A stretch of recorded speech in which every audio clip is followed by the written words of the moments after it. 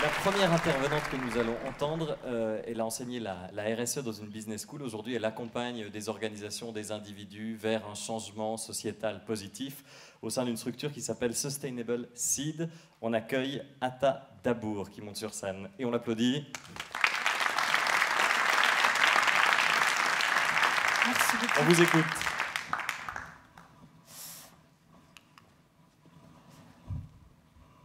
Bonjour à toutes et à tous. Ah, on m'entend bien. Ok. C'est mon premier one-man show aujourd'hui. Je me suis toujours demandé ce que ça fait d'être sur scène en face d'autant de personnes. Je dois bien vous dire que je suis un petit peu intimidée. Je ne vais pas donner un cours magistral, contrairement à ce que ce titre un peu laisse suggérer. À repenser nos modèles économiques, comprendre les enjeux de la pensée systémique. Je vais plutôt essayer aujourd'hui de rendre ça plutôt tranquille, de vous donner quelques pistes de nouveaux modèles économiques, de parler de la transition, de parler de décroissance. S'il vous plaît, ne me lancez pas de tomates. Et terminer avec la pensée systémique et des exemples d'entreprises qui ont réussi cette transition-là. J'espère que le programme vous convient. Je vais peut-être me présenter un petit peu. Ah, on a enlevé le... Très bien. Merci beaucoup. Je suis moi-même en transition. C'est marrant que je parle de transition, puisque, en fait, je ne suis plus professeure dans cette Geneva Business School depuis hier. Je suis la fondatrice de Sustainable Seed. Permettez-moi de dire quelques mots sur cette structure que j'ai fondée l'année passée. 3 services. Un premier service de consulting dans la durabilité et le développement durable. Là, c'est notamment l'aspect technique qui est mis en avant.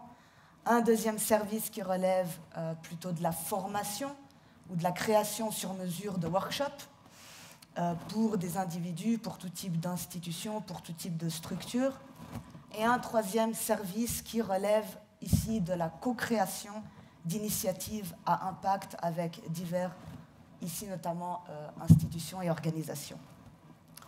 Je fais partie du comité, je suis membre du comité d'évaluation d'une initiative, je ne sais pas si vous la connaissez, qui s'appelle le Conseil du futur, U24. C'est une initiative qui a été initiée par la Société suisse d'utilité publique et la Commission suisse à l'UNESCO et qui sensibilise notamment les jeunes et les jeunes adultes au développement durable et qui essaye de comprendre quelles sont les principales préoccupations de ces jeunes gens, de ces jeunes adultes. Et il se trouve qu'actuellement, la principale préoccupation, c'est la santé mentale. Et la santé mentale relève bien évidemment de l'un des objectifs du développement durable.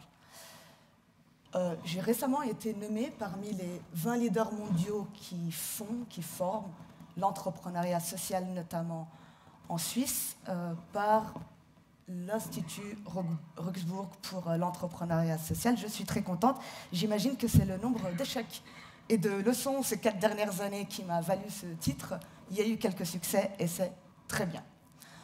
Commençons peut-être par l'introduction. Je pense qu'on est tous et toutes au courant qu'on a d'incroyables défis environnementaux et sociaux actuellement auxquels il nous faut absolument trouver des solutions qui soient durables, des réponses qui soient durables.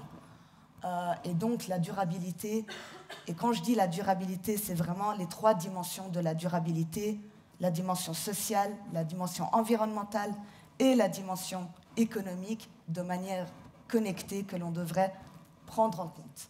C'est un défi majeur pour notre société, notamment quand on voit qu'un certain nombre d'entreprises pensent la durabilité environnementale. Point. C'est un problème. Donc, pensons juste à ça. Les 3 connexions, ça fait partie de la pensée systémique dont je vais parler tout à l'heure. On a un changement de paradigme qui est assez majeur. On passe aujourd'hui de comment est-ce qu'on fait uniquement du profit et on le maximise uniquement à comment est-ce qu'on peut faire du profit tout en, dans la mesure du possible, impacter positivement les dimensions environnementales et sociales. Et ça nécessite de notre part de repenser notre croissance économique, déjà de redéfinir ce qu'est la croissance, et de repenser nos modèles économiques, bien évidemment. Pour faire ça, en tant qu'entrepreneur, entrepreneuse, et aujourd'hui je vais parler en tant qu'entrepreneuse, la pensée systémique, c'est très important. La décroissance. La décroissance, c'est un concept qui est né, qui a émergé dans les années 70, plus particulièrement en 1972, lorsqu'un groupe de réflexion du Club de Rome a rédigé, publié ce qu'ils ont appelé le rapport Meadows. Et je peux, avec toute sincérité, vous dire que la première fois que j'ai entendu le terme décroissance, je me suis dit, hors de question.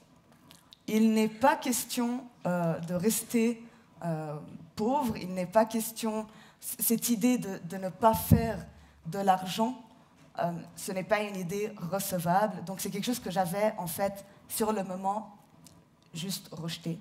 Et puis j'ai fait mes recherches, j'ai essayé de comprendre ce que c'était exactement, et j'ai compris qu'en fait ce n'est pas une diminution de l'argent, ce n'est pas une diminution de l'économie, mais c'est une opposition à la croissance économique comme étant le seul indicateur, le seul objectif de bien-être. Est-ce que jusque-là, j'ai tout le monde encore? Parfait. Ils ont créé, ce groupe de réflexion a créé un modèle qui simule l'évolution à long terme selon 5 indicateurs. La population, l'alimentation, la production industrielle, les ressources naturelles non renouvelables et la pollution. Et conclut que, je cite, la croissance exponentielle de la population et du capital sera inévitablement suivie d'un effondrement si nous ne supposons aucun changement au système actuel. Ça veut dire quelque part qu'aujourd'hui, on n'a pas le choix. On est obligé de penser notre transition, de penser les dimensions de la durabilité, de penser nos modèles économiques, sinon un effondrement automatiquement aura lieu à un moment donné et un autre. En somme, ça veut dire qu'en fait, la croissance a des limites. Ce n'est pas quelque chose qui n'a pas de limite, on ne peut pas croître définiment, ce n'est pas possible, on n'a pas les ressources naturelles, environnementales, sociales, etc. pour le faire. Ça indique aussi qu'il y a cette nécessité de réduire notre consommation et notre production, et qu'il y a cette nécessité de finalement transitionner vers des nouveaux modèles économiques qui sont plus durables.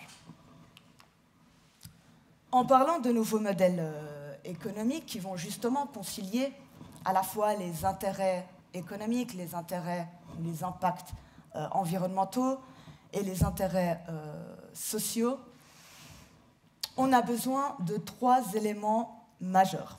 Le premier, c'est la collaboration. La collaboration entre les individus, les acteurs, les sociétés, les institutions, les organisations. Ensuite, la circulation des ressources. Et ça, on va le voir un petit peu, je crois, le slide prochain. Et la création de valeurs partagées. Cette notion véritablement de création de valeurs partagées, en fait, elle aussi signifie la collaboration et elle aussi signifie la circulation des ressources. Et l'ensemble de ces 3 aspects repose sur la pensée systémique. Encore une fois, je dis, je vais en parler tout à l'heure, vous vous dites à quel moment elle va aborder la pensée systémique, ça va venir. Quelques exemples de nouveaux modèles économiques, l'économie circulaire, je ne pense pas qu'il y ait ce besoin de la définir, je pense qu'on est tous et toutes au clair de ce qu'est l'économie circulaire. Ça joue pour tout le monde? Oui, absolument. l'économie de la fonctionnalité. L'économie de la fonctionnalité, c'est un modèle qui repose sur l'usage plutôt que la vente de biens. Ensuite, on a l'économie collaborative qu'on appelle parfois l'économie de partage. Ce type de modèle est intrinsèquement lié au développement des nouvelles technologies, de l'information et de la communication. Et en fait, il repose sur l'échange, le partage et la collaboration entre les particuliers, qu'il y ait un échange monétaire ou pas un échange monétaire.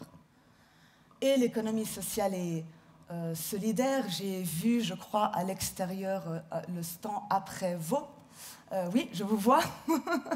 Je connais bien après Genève parce que je viens de Genève, mais l'économie sociale et solidaire, c'est justement en fait un groupe d'entreprises qui s'organisent, qui se forment sous la forme de mutuelles, d'associations et de fondations, dont le but, c'est l'utilité sociale et la solidarité.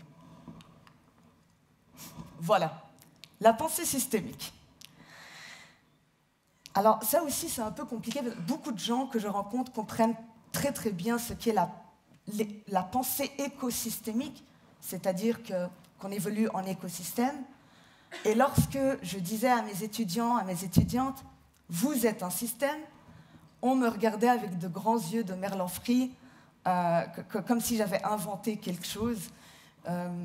Mais nous sommes un système, notre corps est un système, notre cerveau est un système, notre cœur est un système. Et en fait, cette pensée systémique, c'est vraiment une manière d'approcher la durabilité. La durabilité repose principalement sur la pensée systémique et sur la vision holistique. La pensée systémique, c'est ce qui nous permet de voir les éléments, tous les éléments d'un système, mais également de les connecter ensemble pour voir la globalité du système. Et c'est ce qui nous permet justement, quand on est un entrepreneur ou une entrepreneuse, ou qu'on travaille dans tout type d'organisation, lorsqu'on veut changer quelque chose dans notre manière de faire, manière de produire, nos biens, les services qu'on vend, de réfléchir à quels sont les éléments de ce produit-là qui sont connectés, qu'est-ce que je peux véritablement impacter positivement et comment je vais peut-être éventuellement négativement impacter un autre élément. Donc la pensée systémique, c'est très très important et elle s'applique pour les 3 dimensions de la durabilité. C'est ce qui nous permet aussi, en fait, d'être dans l'innovation, dans la créativité, dans la collaboration et des outils qui nous permettent de penser en système. Il y en a beaucoup, surtout des outils de design thinking. Il y a bien sûr des défis à la transition, comme le changement des mentalités, la résistance au changement, la promotion de l'innovation, le fait d'avoir des politiques publiques favorables et la collaboration entre les acteurs. Mais cette transition, elle est tout de même possible. 2 exemples. La manivelle, que j'ai aussi retrouvée d'ailleurs, la manivelle Nyon. La manivelle, en fait, c'est une structure qui a été fondée en 2018. Found, c'est une structure qui a été fondée en 2015. Pour la première, il s'agit là d'emprunter plutôt qu'acheter et de mutualiser. La manivelle, c'est quand même 4834 objets à emprunter, donc on peut emprunter en tant qu'individu. C'est 32 429 objets qui ont été prêtés. C'est 1070 emprunteurs et emprunteuses. Et c'est 6 points relais et 2 nouvelles filiales grâce à un nouveau fonds public, financement public. Pour Found, c'est un café, restaurant, coworking, mais aussi un espace où tout type d'événement peut être organisé. Found a obtenu récemment le label fait maison, mais aussi la certification B Corp. Pour finir, en fait, tout ce que j'explique ici, tout ce que j'ai expliqué ici repose notamment sur ce qu'on appelle les compétences douces. c'est-à-dire être adaptable, être résilient, être créatif, être dans la collaboration. Et on oppose souvent les compétences douces aux compétences dures qui sont beaucoup plus techniques. La pensée systémique, c'est un levier à la transition. Et c'est un levier aujourd'hui pour tout entrepreneur, entrepreneuse ou toute personne, institution qui souhaite éventuellement changer quelque chose dans sa manière de faire. Voilà.